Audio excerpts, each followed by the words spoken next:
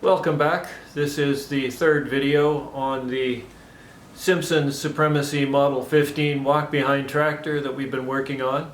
The first video we compared it to the Waterloo Model 20. In the second video we pulled it apart, got the axle out.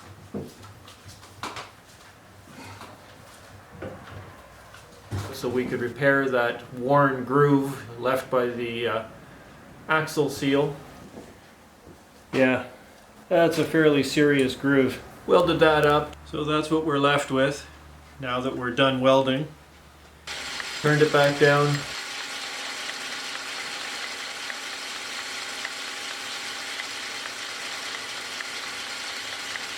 Put it back in.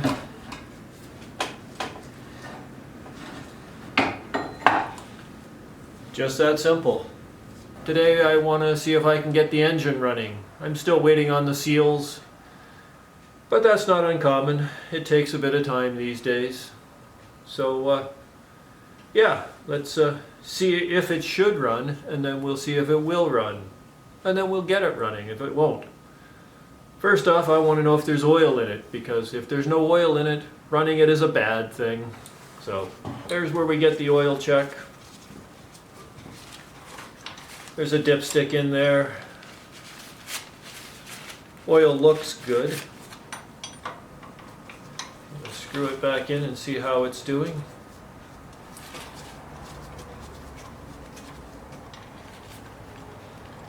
And it is right up to the full mark, and it is all nice and clean. So that's part one. Part two is whether or not we have spark. Because if we don't have spark, we're not getting fire. These little things are a rope start. There's a pulley over here that you pull on. We'll pull it and see if we get spark. I didn't see any spark. I'll turn the lights out. See if we get spark now.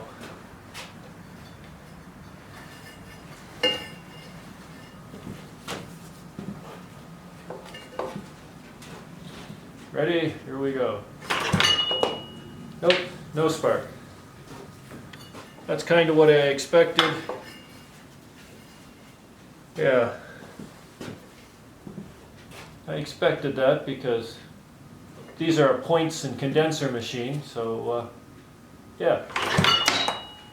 Nope, no spark. So we'll pull the covers and get at the points and see if we can clean them up.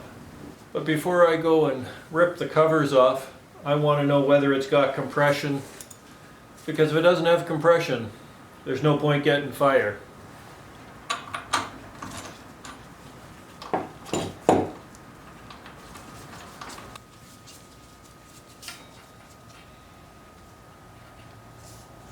Alright, we'll put that there, and I'll give this a pull. And we'll check the throttle. Yeah, that should be wide open. Stay there. Oops.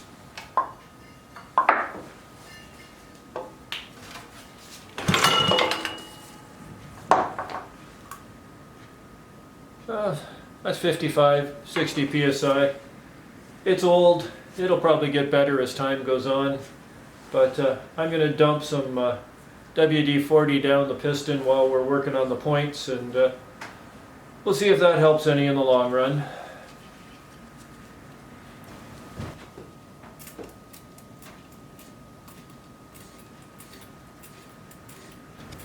Okay.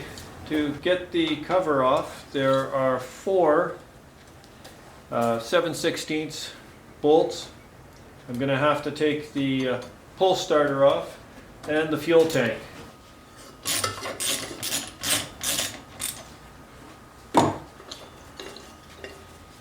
A nut, washer and a lock washer, and the cup.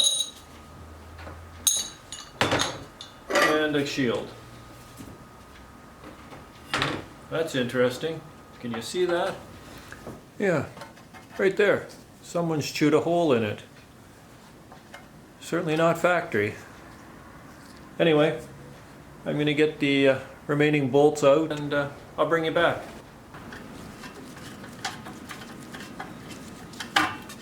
There we go. That'll come off. This should come off. Nope, still wants those screws out of there.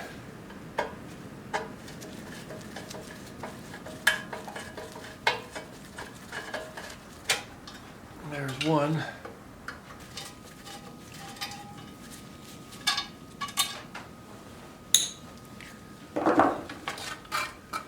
There we go. Well, let's see if we can get the flywheel off. I'll reposition you a bit there.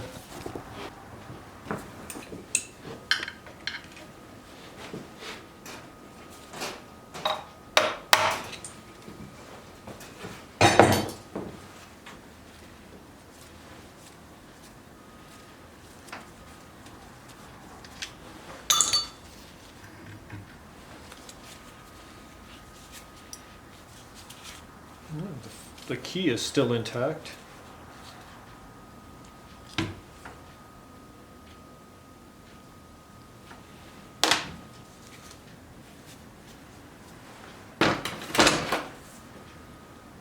Yeah, points are under there. I'll bring you around so you get a better view.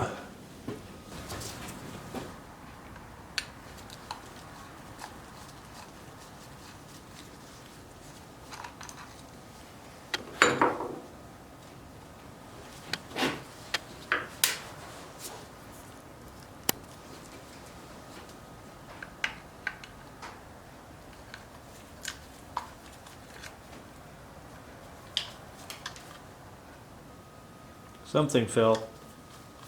I'll have to look for that in a minute here. That's the points cover. You can see it's got a oil wick that rides in there to keep everything lubed up. Yeah.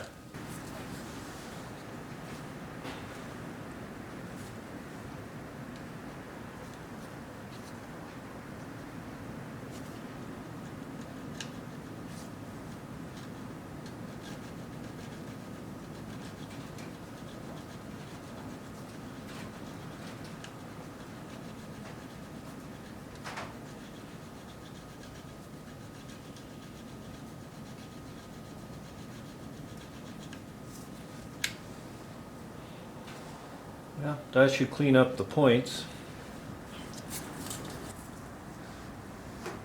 So those are the points right there that I've got to adjust. Right now they're at,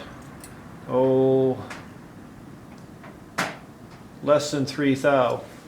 They need to be in the 18 to 22 range. So I'm going to dig out my 20 thou feeler gauge and see if we can get them adjusted.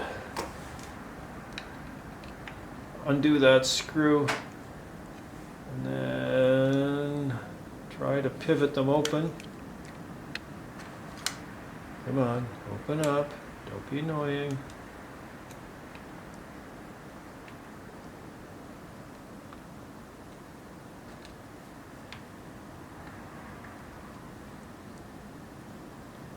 There we go, that's better. And that's a little larger than 20. See if we can close that up just a hair.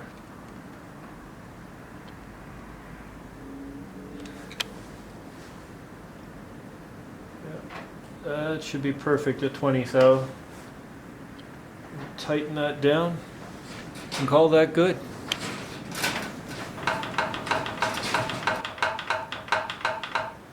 So I don't like that noise.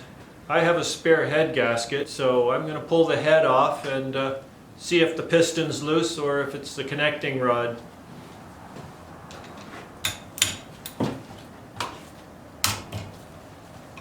Hopefully I don't break any bolts, because that'll go bad.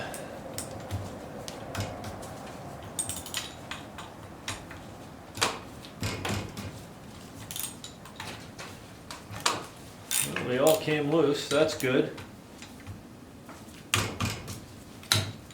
I'm going to zip them off. I'll bring you back.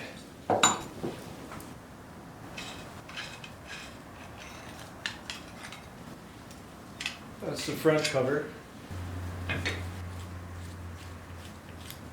That was the fuel tank holder. All right, and that's the last of them. See if that head will come off. Oh, there we go. Not bad. Full of carbon. Gasket broke. You can see the head has a bunch of carbon and gunk, and that the head gasket's torn. I do have another head gasket, so that's not going to be a problem. You can see that the piston has a bunch of carbon on it too, and so do the valves. I'm going to clean those up before we put it back together. When I turn the output shaft, you can see that the piston and everything are free, but there's no wiggle in that. I think what we're hearing is the cam hitting the valves, because I'm not feeling any wiggle in it anywhere. The bore looks really good, so I'm not concerned about that. I thought maybe it might be a connecting rod, but I think it's just the cam hitting the piston, the valves. So yeah, I'm going to clean that up and maybe get rid of some paper towel that's hiding in it, and we'll get it ready to put back together.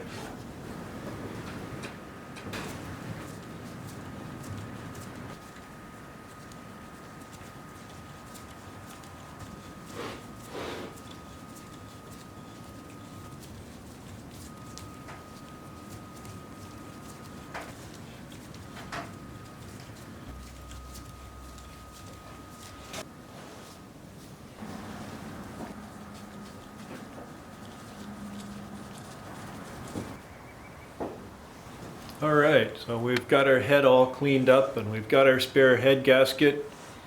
Got the surface cleaned up. I'm going to go ahead and put them on.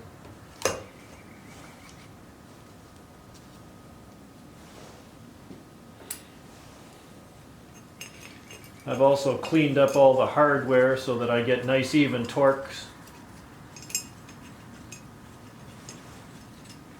One of the bolts, when I was cleaning it up, I found has a flat spot on it, and the head has a flat spot on it over here. So I'm going to put those two together.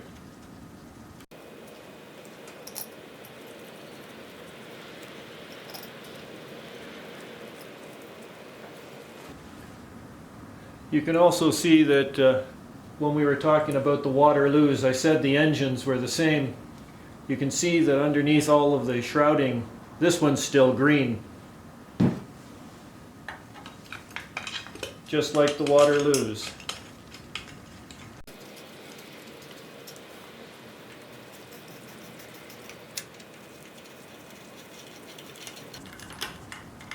I'm just going to make them finger tight for now, and I'll dig out the torque wrench and we'll do that part.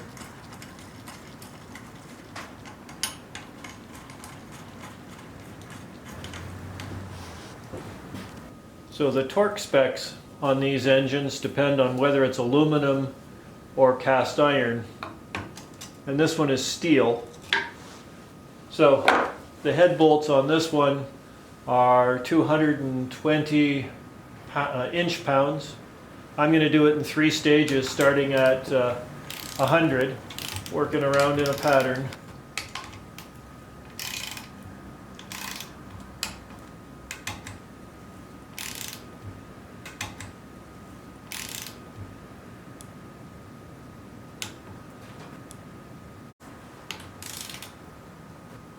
And then I'm going to go to 170, I guess.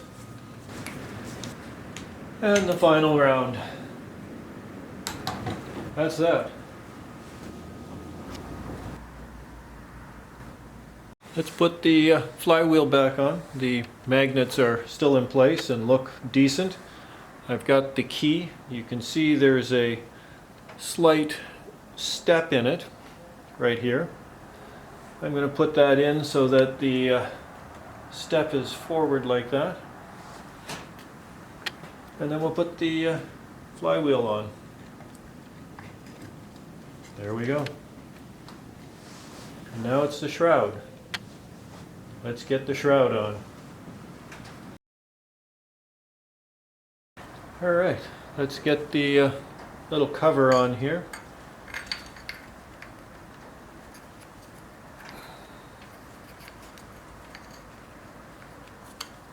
And there we go.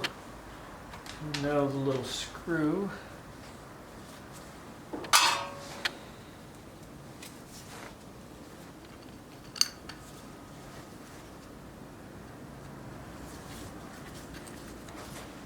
And there was another little screw somewhere. Or maybe there wasn't. Yep, there was. There it is. This one will be fun. There we go.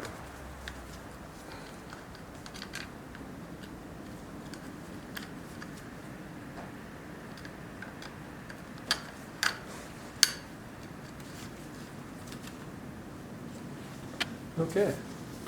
Next we'll get the flywheel on. Now it's the shroud. Let's get the shroud on.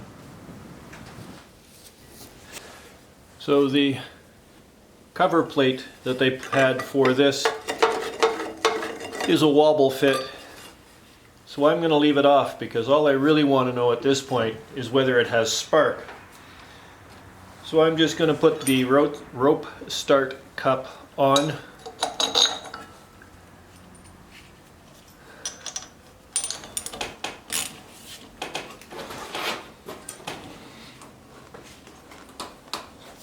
That should be tight enough for now. Alright, I'll move you around so you can see whether there's spark or not. I'm going to give it a couple of pulls.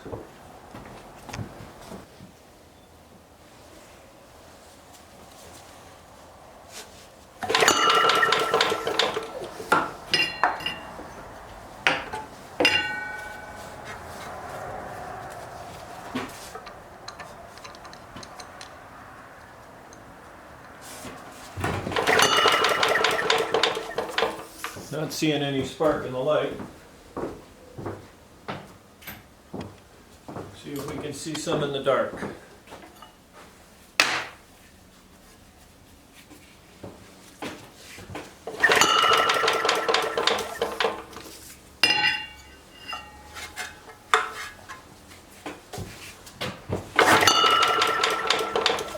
Not seeing any spark.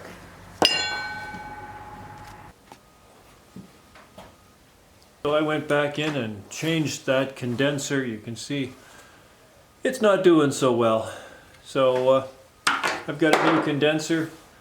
I'm going to give it a pull. We'll see whether or not we have spark. We have spark.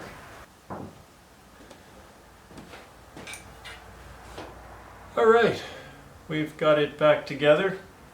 I changed that condenser. I've got spark. I've got the shroud and tank on it. I don't want it to run at this point because it's up on some shaky mounts. So I'm going to give it a little blast of carb cleaner, see if it'll run on that. All I want to know is that it fires. If it fires, I'm going to put the axle seal in and the cover back on. We'll get the wheels on it, put it on the ground where it's stable, and then we'll let it run. Anyway, I'm going to put some carb cleaner in it. We'll see if it'll spark off.